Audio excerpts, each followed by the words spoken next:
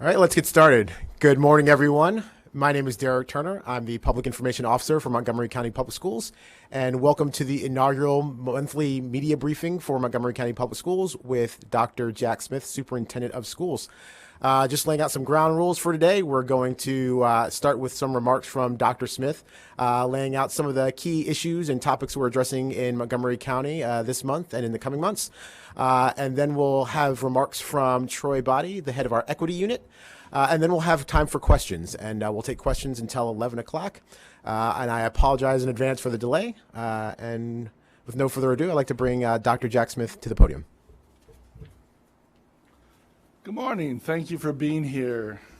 Certainly the circumstances and the traffic right now is a problem, but especially our hearts go out to whoever was involved in the accident and their family and friends. And it's just really heartbreaking when bad things happen. I don't know anything about it except that someone was hit. That's all I know, but it's really tragic and difficult. None of us want to be in that circumstance. I'd like to talk for a minute about some of the things that we're working on. First of all, just some quick back to school stats. We have about 163,000 students, and that's pre-K through grade 12. Sometimes you'll see a different number like 158, and you'll say, well, how can it be? Well, that's when we don't count pre-K. And one of the reasons those are both counted is that the state allocates per student kindergarten through 12th grade, and they do block grant funding for kindergarten. So oftentimes they expect us to separate those two out, and it's a budgetary issue and the way that students are counted.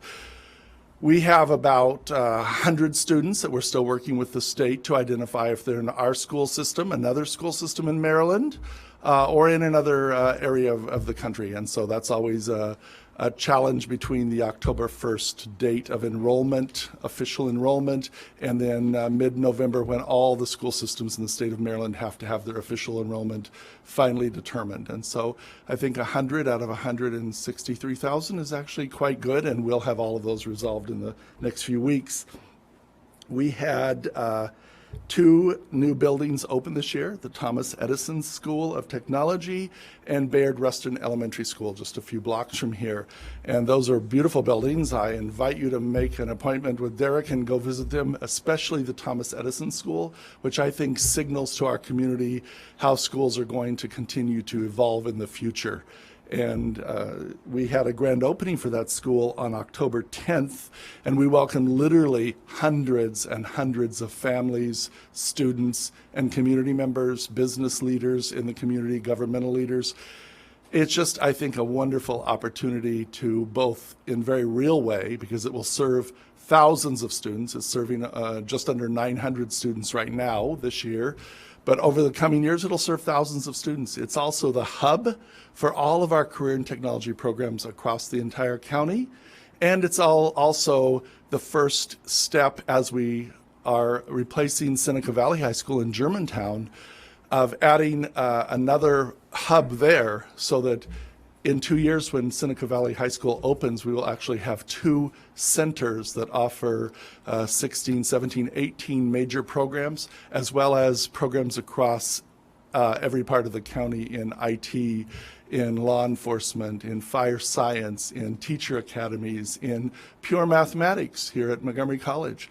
So lots and lots of different kinds of opportunities have been created, and many of those opened this year for the first time.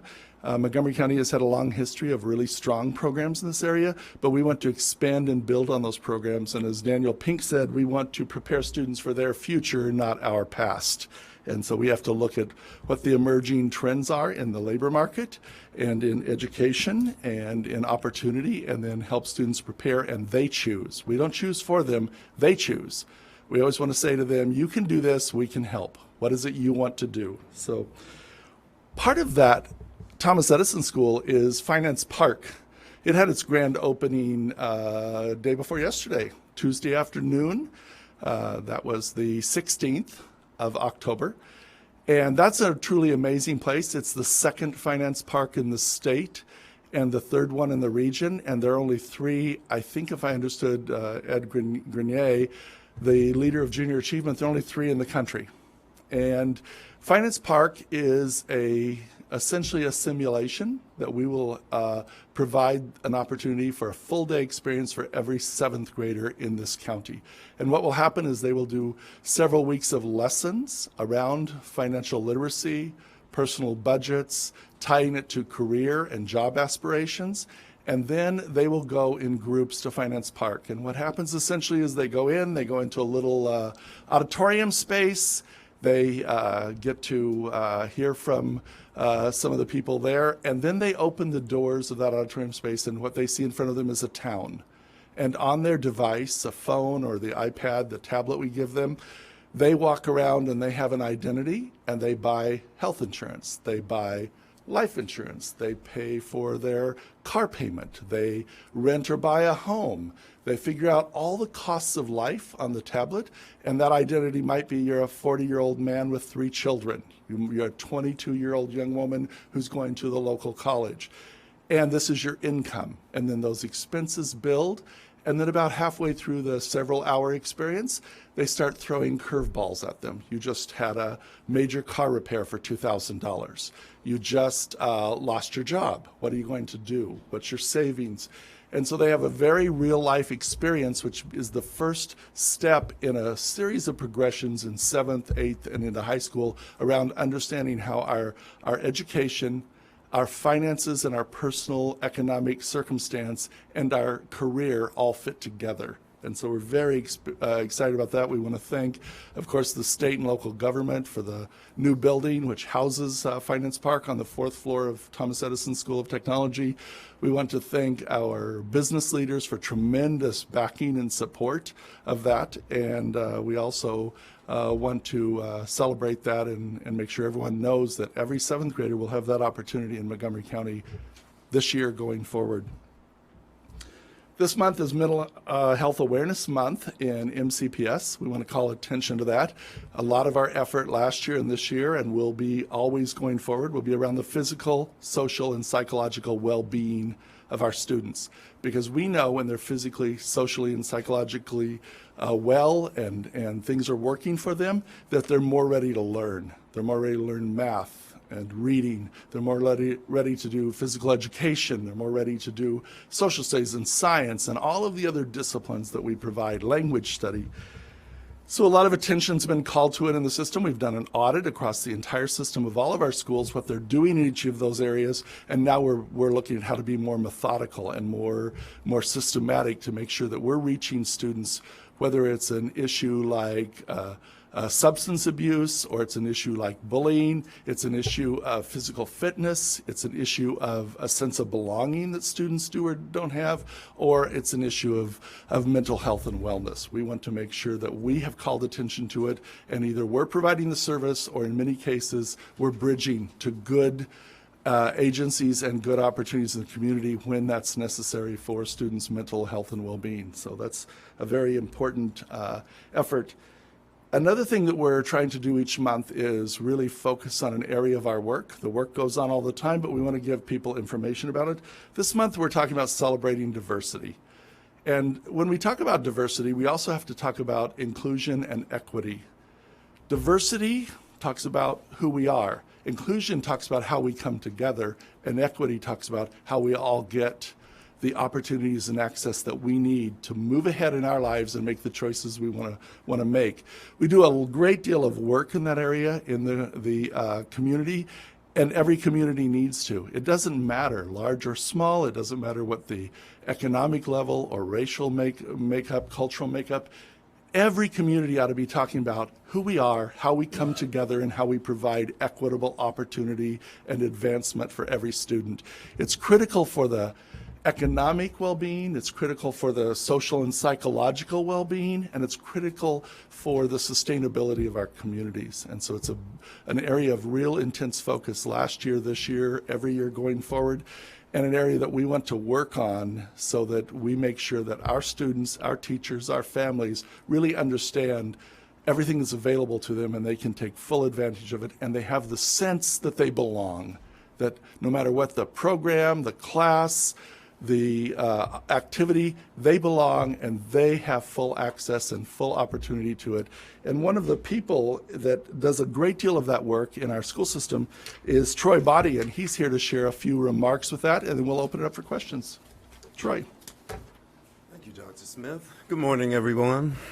I'm Troy Body, the Director of Equity Initiatives. And I just wanted to take a minute just to share a couple of the ways in which we promote equity so that every student in the system feels included and has equitable outcomes. So this has been part of our ongoing work in Montgomery County since about 2005. We always tell people it's not a checklist. This is work that we are always working on because culture changes and evolves. And so one of the things we've done last year was to do system-wide training. We've done a lot of training where we had people come in and take advantage of different learning opportunities, but last year we took it system-wide. And so every employee had to engage in learning around cultural proficiency and implicit bias. And this training went out in the in the fall, and then later in the spring. This year, some of our work is to continue to build upon that, and we're going to introduce a session called Interrupting Implicit Bias, because the first one kind of gave an overview of what it was. This year, we're going to talk about, what do we do about it now that we know what it is? And that way, we can hold everybody accountable for doing the work that really creates inclusive environments for students.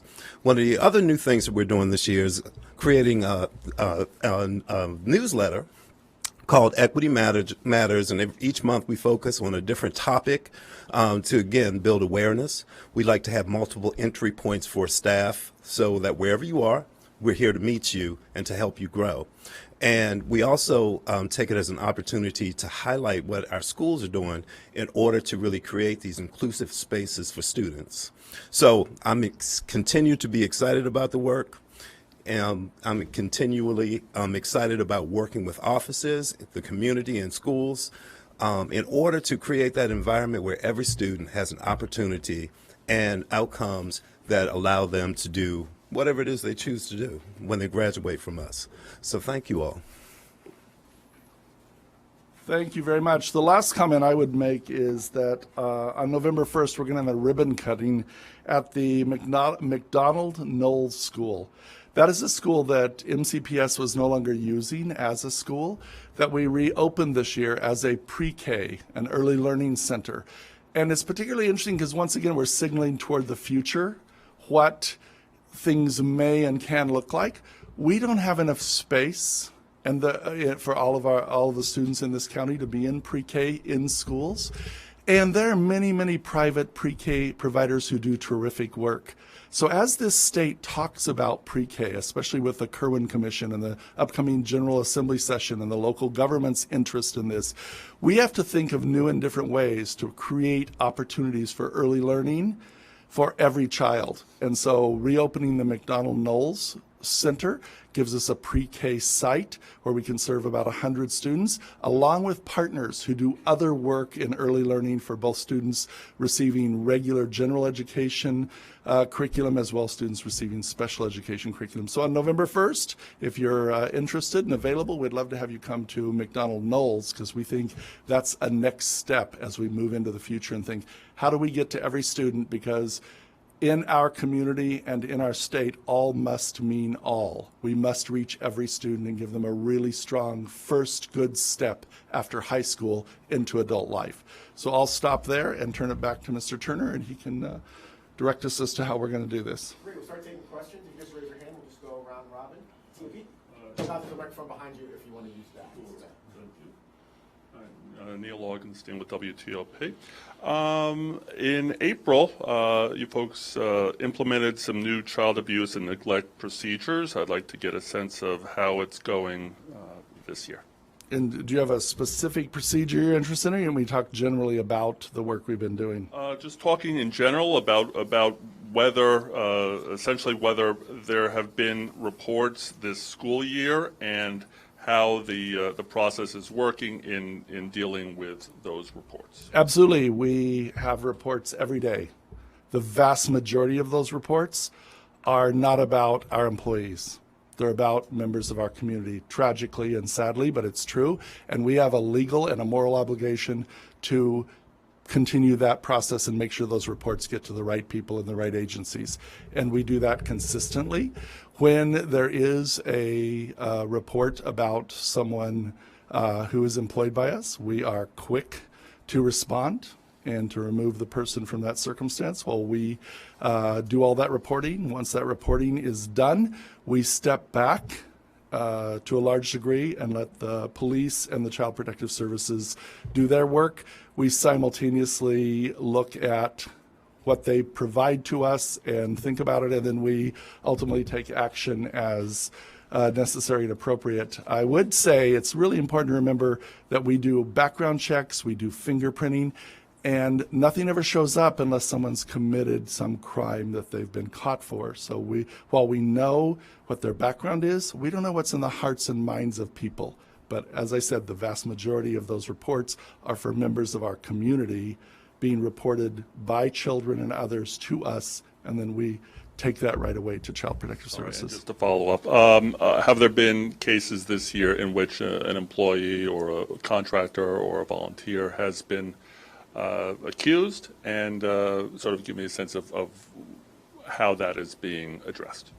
Yes, there have been cases this year where someone's been accused, and as I said, we work with law enforcement and child protective folks, and they'll either come back and say there's nothing here, or we have suspicions but nothing verifiable, or child abuse did occur.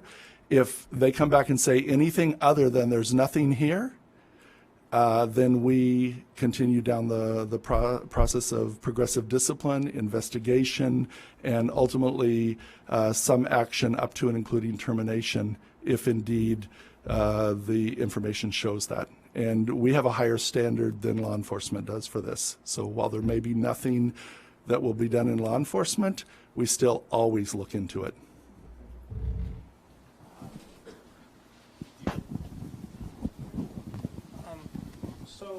Of course, there was another pedestrian incident today, and a week ago there was the incident on Georgia Avenue. I believe there's a 15-year-old who's still hospitalized, recovering from that, and that's something that the council's talked about. That's become the big thing. Is there anything new in terms of strategies, crossing guards, implementing this or that the school is looking at now that that issue has struck, obviously so close to home with what happened with the Kennedy students, that can be done to prevent this moving forward? Absolutely, very, very important question. One that strikes the fear in the heart of anyone with children and really any of us, because we all have loved ones, friends and family, and the thought that they would be hit by a car is just really horrifying. Yes, we do have something. We're working with the county government on Vision Zero, the Vision Zero plan, and how we will work with that. We do safe routes to school. We also had National Walk to School Day last week, where we really emphasized, and we're going to continue to emphasize this year with children, use crosswalks. And one of our hopes and our goals in that effort to teach children explicitly about using crosswalks is exactly what happened with littering in this country 40 years ago. They tried to teach the adults not to litter. It didn't work, so we taught the kids not to litter. And they taught their parents and the other adults in their lives not to litter. And we have gone from when I was a child, a very littered society to one that's just always cleaner. Now there's some litter, but nothing like there was when I was a kid. And so our goal is to get to every single elementary child this year with really explicit instruction around using crosswalks, and then hope that grows up with them and also permeates and becomes pervasive through families, as well as working with the state. We'll continue to talk to the county government. We're not the people who can change that, but we can be a really good partner around our 206 schools and our 20 or so facilities to do whatever we can do to make that safer for everyone. As a follow-up on that, the county has said that a lot of these roads where they have a problem are state roads, and they have a hard time breaking through the state bureaucracy. Georgia Avenue, for example. Inasmuch as the school system has a connection with a state agency, is there any greater role you can play in terms of trying to get transportation folks to take pedestrian safety more seriously? Those are conversations that we've actually been having in the last few months, and of course the accident on George Avenue, as well as several other accidents in the community, none that were as serious but really concerning, have spurred us on. So I've actually had some conversations with our colleagues at the county government about things we can do together to encourage the state to make changes that we see locally are needed. And so we're going to pursue that as we move through the next couple of months. Could you give a few examples of what you can do? Well, some things we do specifically, even though a group of students in a neighborhood or apartment complex might live within the radius of the walkers for a school, we provide buses. That's one thing we do right now. We probably need to look at more of that. Another thing we can do is write joint letters and do joint testimony to the General Assembly and to the state highway agencies about speed limits. Another thing I'll just tell you right now that ought to be changed right now is the fine for people who pass school buses. I'm sorry, $250 for a blatant action. There is no way that you pass a school bus when the arm is down and all the red lights are on by accident. Now, I know sometimes people are confused by that law, but the law is very clear. If there is no barrier, no Jersey wall, no median, nothing, it doesn't matter if the road is 2 lanes, 3 lanes, 4 lanes, 5 lanes. If there's not a barrier in the middle of it, they need to stop both directions for that school bus. And I think that law should be changed, and I advocate all the time for that to be changed. So there are a lot of things we can do, and I think we have to, as a community, with the school system very involved in that activity, advocate with the state and the local governments to change some of the things that we do right now. Those are a few of the ways we've been thinking about it and working on it. Questions?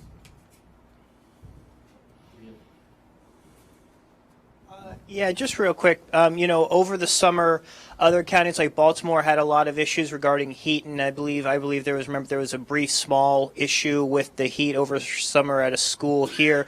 Is there anything looking towards the winter to make sure all the schools can be properly heated as winter is just around the corner? Mm-hmm. That's a good question. We actually had almost no disruption the first week of school. We had to let one school out early, and then another school was let out early when the entire neighborhood went down. Had nothing to do with the school or our equipment. So other than that, we were able to maintain school even though the temperature unfortunately was up in the 90s and hundreds that first week of school. We have begun that process of switching over. I'm so thankful that you asked this question. From air conditioning to heat, we've already begun the process. We spent September and early October testing everything we have to make sure it works.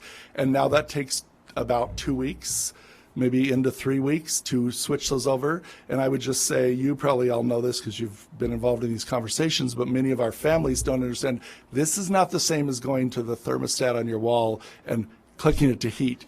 You actually, when you do boilers, and whether it's geothermal or other kinds of technologies, you have to switch over whole systems. But we do a great deal of testing ahead of time. And, a week or so ago when we first started doing this, I said to our operations people, did you check the weather report before you started this? Because I don't want any 90-degree days the week after you get it done. And so they looked at the long-term weather report, and it's somewhat of a estimation game and looking at everything. But yeah, we have to do a lot of things, and one of the reasons that we don't always or often end up with this circumstance is that there's a lot of systems in place, and we want to constantly be upgrading those systems to make sure we're doing the testing and thinking about, okay, it's a month until it could be 40 degrees outside or 35 degrees outside. What do we need to be doing 1 month, 6 weeks, 8 weeks ahead of time to make sure that doesn't happen? And that kind of systems thinking has been a part of the school system for a long time, but you don't have to be sick to get better. We can constantly be looking at those systems and make them better. For easily 20 years, Montgomery County Public Schools has been concerned about the achievement gap. Mm-hmm. You came on board saying that you had some ideas on what you could do to try to improve that. Can you give us an update on what exactly you have implemented and what kind of results have people seen? Sure. This is not something that's going to change overnight, It's not. But that being said, we shouldn't have a 10-year plan. We should have a 2 or 3 year plan. So let me give you some examples of ways we're thinking about this and actually doing the work. People say, well, stop thinking and doing the work. No, we want to think and really think and plan carefully, but then we got to start the work right away. So some examples of this. We've been looking at our use of accelerated math in the elementary school and really examining our practices around that and why we recommend some children to go into it and some not. And we've expanded the number of children to go into it, and they're seeing success. That will bear fruit then in their achievement and learning levels and the progress they make. Another area that we've worked in is middle school. Again, in mathematics, and I'll give you a statistic, and Derek can send you the actual numbers if you want them, or you can use mine because they're really close. A little over 5,000 students successfully completed Algebra 1 by the end of 8th grade in 2016. So 2 years ago in June, a little over 5,000. This June, 2018, a little over 8,000 students successfully completed Algebra 1 by the end of 8th grade.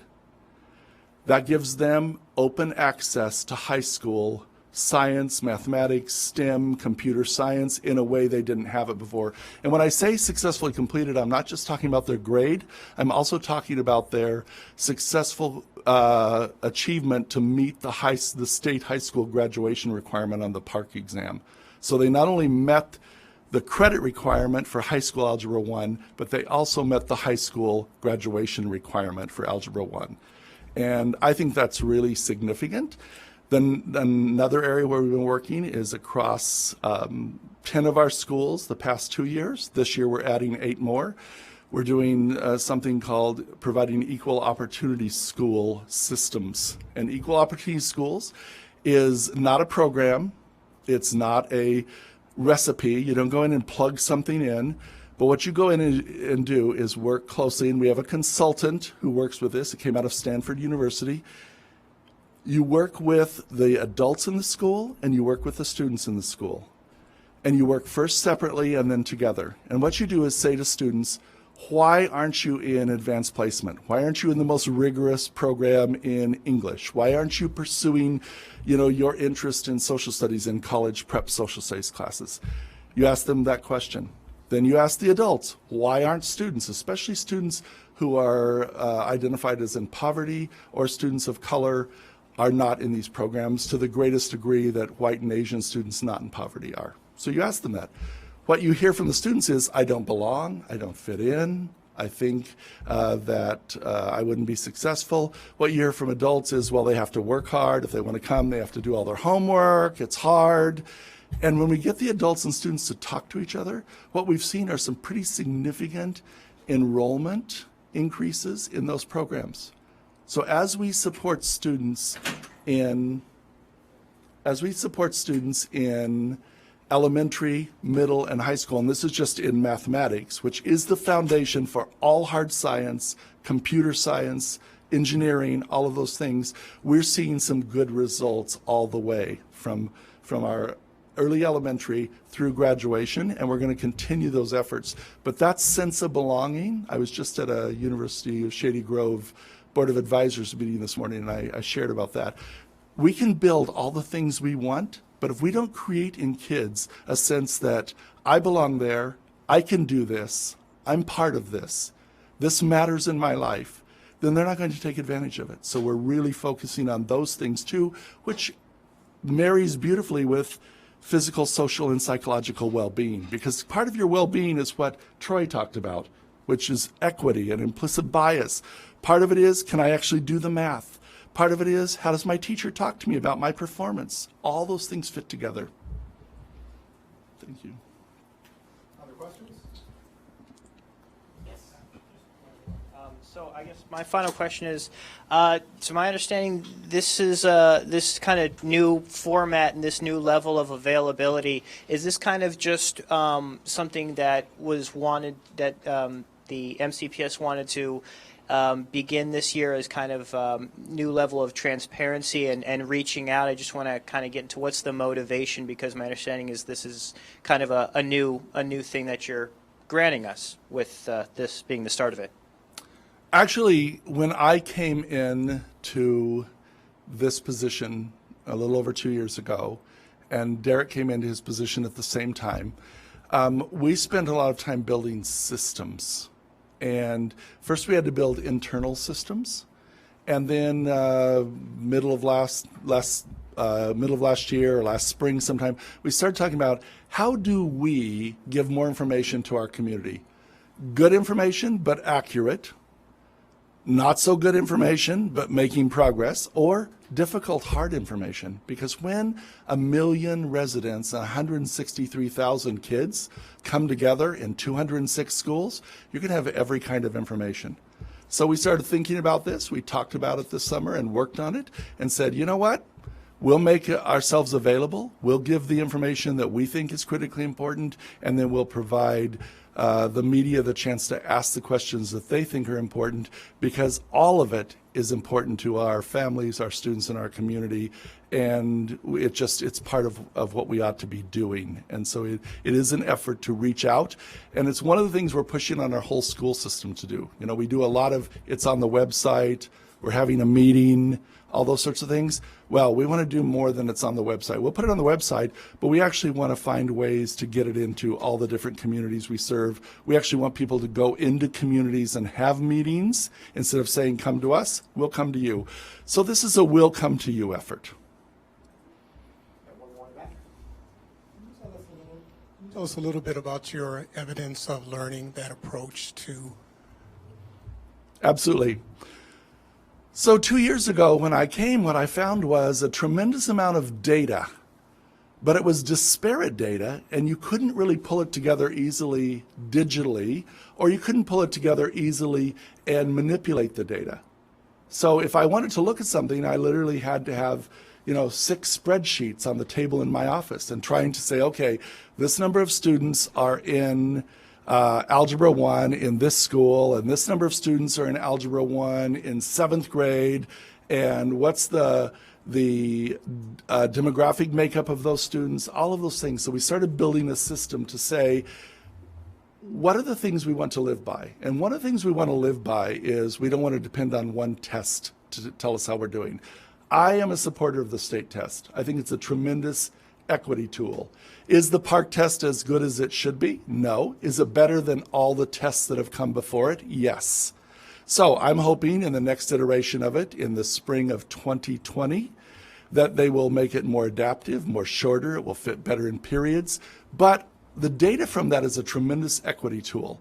But we don't want to just say, you're doing well or you're not doing well based on that one experience. So we looked at all the things we were already doing and said, if you can meet multiple measures in this, then we'll have a better sense of how you're doing. So if you look at classroom measures like teacher grades and projects and quizzes, if you look at district measures like the MAP test, which the system has used for more than a decade, and then if you look at the state test, ACT, SAT, AP, college career ready tests, if you look at all those things, if a student meets any 2 out of those 3 things, a classroom measure and a state measure, a district measure and an external measure, then we can say that that student is ready at the end of 2nd grade. So we've developed that system, and I've reported now twice to the board on how we're doing. And it won't surprise you to hear we're doing better in literacy, reading and writing, than we are in mathematics, as everyone in the state and nation is, almost without exception. And now the next step is to look at what's the impact of the school. So we can look at the whole elementary system, we can look at the whole middle school system, the whole high school system, but what's happening at specific schools?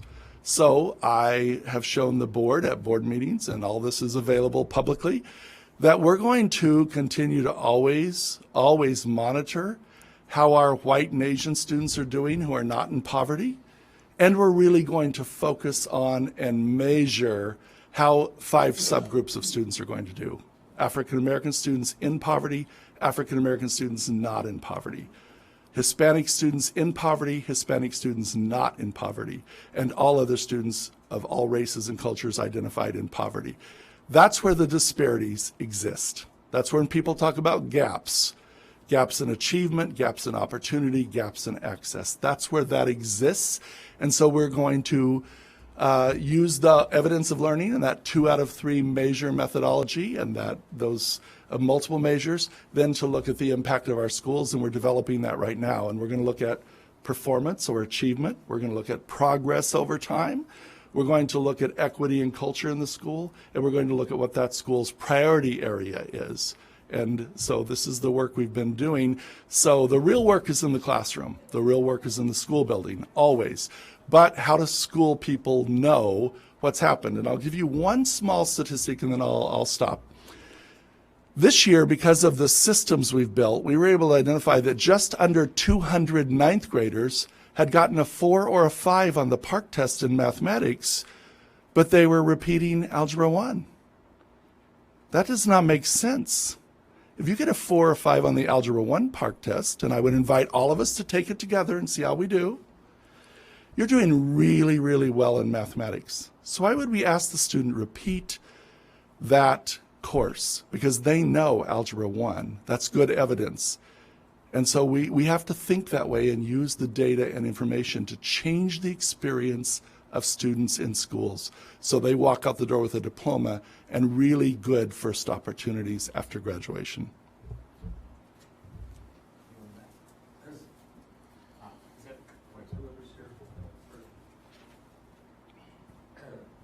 Excuse me, I believe that one of the notices that came out said that this was going to be an 11 o'clock availability.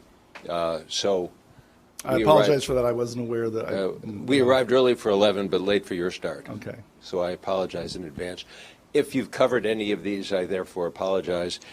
Can you tell us how the condom distribution program is going in the schools and if there's any parental pushback? Sure. So one of our board members and county council members sent a letter saying that they thought this ought to happen, and the board agreed. And what essentially happened now is, rather than just in our 4 wellness centers at 4 high schools, all of the nursing stations, which are run by Health and Human Services in all 25 high schools, as well as all our alternative pathway locations, all those nursing stations, Health and Human Services nurses have that information and the condoms and everything they need to counsel students, work with them, and talk to them about it, and provide that to the students for protection around sexually transmitted infections. And so far, there have been parents who have pushed back some and said, we don't think you should do this. And we've got other parents who said, well, I'm not opposed to it happening, but I wish there had been more time. And, you know, I'm not in charge of time. I'm hired to administer the school system. And they talked to me about the difference between October 1st and October 15th at the board meeting. And I said October 1st is fine. So we developed an MOU with the health department. It says that a student goes in, sits down with the health professional. They have a very private conversation. There's no record kept of the student's name by us. It's only with the health professionals, the health department. And whatever happens in their conversation is between the health professional and the student. And so that is happening across all of the high schools and alternative pathway programs we have for high schools. Over the course of the summer, there were some questions about the quality of water at the schools, and it was being addressed. Can you update us on where that stands and looking forward if there's more remediation or improvement that's needed or repairs that are needed? Sure. And the first thing I'll say is we met the state requirement last spring that we had to test all of our facilities. We did that. We did find some outlets that we had to immediately turn off or remove. Many of them weren't places people would drink. We still turned them off and or remove them, like out of a lab sink in a science room. Those sorts of things. And we'll continue that process. What we don't want to do is think of this as a one-time deal. It's got to be an ongoing preventative effort. One of the things the board has been talking about is the level that's acceptable. You know, what is the level? Is it 20? Is it 15? Is it 10? Is it 0? And different school systems have done different things. Derek can get you all the specifics so you can look at that and what the levels are and the number of, you know, relatively speaking, it's a small number of outlets that had to be removed or turned off, but one is too many. We want it turned off. And we've also cooperated with the health department and they very well with us around any parent that had any concerns about their child. So we've been very proactive in this area, but it's an area that we're never going to have to stop working on, ever. Okay. Good morning. Again, sorry if you covered this already, but was there any decision or at least discussion about these excused absences for students who want to be involved in any sort of protests? That policy will come again for discussion and adoption, I believe, on November 13th. Derek can get it to you for sure. I think my date is right, though, and they will continue to look at how that will be done. You know, I think all of us are in favor of students having a voice and having an opportunity to express themselves. Is what this country's based on, is the idea that I get to participate in this democracy.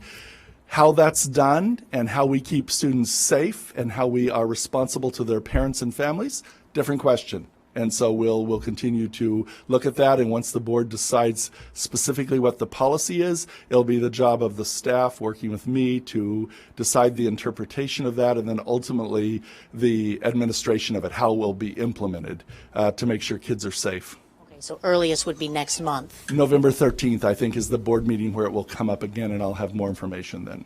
Thank you. I don't know now what they're going to decide, but we'll see.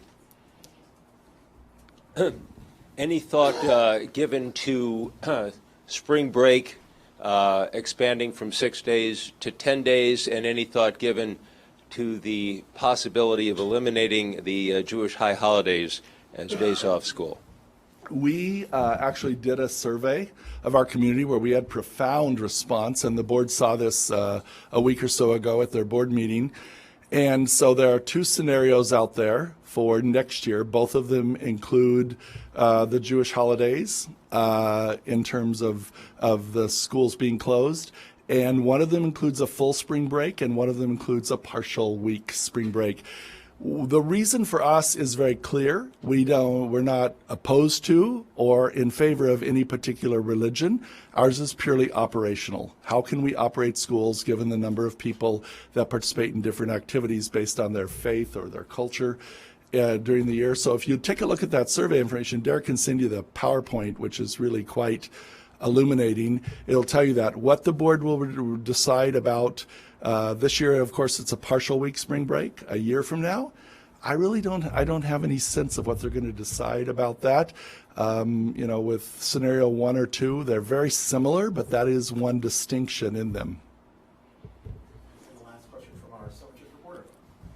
Hello, I'm Jasmine. Hi. I'm a reporter. I'm representing Silverchip's newspaper, specifically the Latino community for Blair. So my question is, how is MCPS attempting to include and integrate ESOL students into the general public? Or in other words, what initiatives does MCPS plan to enact this school year for ESOL students? Well, when we say ESOL students, just like when we say any other group of students, we're talking about a vast number of very unique individual people. And so I always want to preference, you know, when we say, well, our female students or our boy students, you're talking about tens of thousands of people. With ESOL students, we're talking about 35,000 students, including those who've just recently exited, as well as the ones who are getting direct service right now. And so when we think about that, we have to think about a whole continuum of services. So we have students who actually go to school during the day or at night in a program called CREA, because they arrived here you know, at age 15, 16, 17, and actually completing the high school pathway and getting all the credits in the typical way, as you are doing, isn't going to be possible for them. So what we say is, how do we create opportunity for students? Now, sometimes it depends on their level of English when they get here, because you can be an ESOL student and have a pretty good foundation, or you can be an ESOL student and have no background at all in English. And so it just all depends on that. But if they don't have the background and they don't have the academic, we make and we give career education, and we give English language education that will be most useful for them in the community and in the job market. A whole bunch of our students start in kindergarten. Almost entirely they exit ESOL programs before the 6th grade. Almost without exception. So we have all these ESOL students that are walking around our high schools, and no one ever knows they were an ESOL student by the time they're in middle school or high school, because they've already left it. And so it's that effort to find that continuum. But some of the ways we're thinking about that is looking at, I was talking about accelerated math earlier. I talked about those 3 examples, elementary, middle, and high school. Nothing about your language should prevent you from doing the most accelerated math you can do. Nothing about your language should prevent you from participating in the most accelerated or the most interesting programs to you, whether it's a career program, an academic subject, all those things. And we're building and we're creating more, I won't say building, we're creating more dual immersion schools so that we can take the language of different groups of kids and put them together and provide the instruction in both languages, which is a tremendous benefit to all students in that school then, not just students who are in a one-way immersion program. We're going to strengthen and increase the number of language programs in middle school and in high school across the system. So whether we're offering AP Spanish or AP French to speakers of those languages or to English speakers, because we want everybody to be a speaker of all languages that are available to them, because language is an asset. And I think that's the biggest change that we're making, is the idea that language is an asset. Whatever you bring with you is an asset, and we want to build on that so that you have that for your future. And the most exciting thing is the seal of biliteracy that students can earn when they graduate. It's on their diploma, it's on their transcript. And what it says is this student is fully biliterate or multiliterate in 2 or more languages. And that's a tremendous asset to be able to say, I read, write, and speak at a very high level more than one language. That will help us in college, in our career, in our community, everywhere. So a lot of attention being paid to that right now. One statistic I'll give you is the first year they had the seal of biliteracy was the class of 2017. Class of 2017, there were a little over 1,200 seals granted in the state of Maryland. We had almost 1,200 of them. We had all but about 100. This past year, same thing, only more students from, this past year it went up into the 1,600s, I think, of high school seniors who walked out with it. This year's seniors who just walked in the door, they're already at the 2017 level, and we haven't added any of the experiences that will be shown in the 12th grade that will add more. So I think we're going to exceed this number every year, and there's no reason we cannot get to half of our graduates receiving the seal of biliteracy in the next 4 or 5 years. And that changes the whole idea of what ESOL is, because it becomes asset-based instead of something I have to get over, because we don't want kids to get over it. We want them to build their language skills everywhere. Thank you, everyone. Thank you so much for coming today.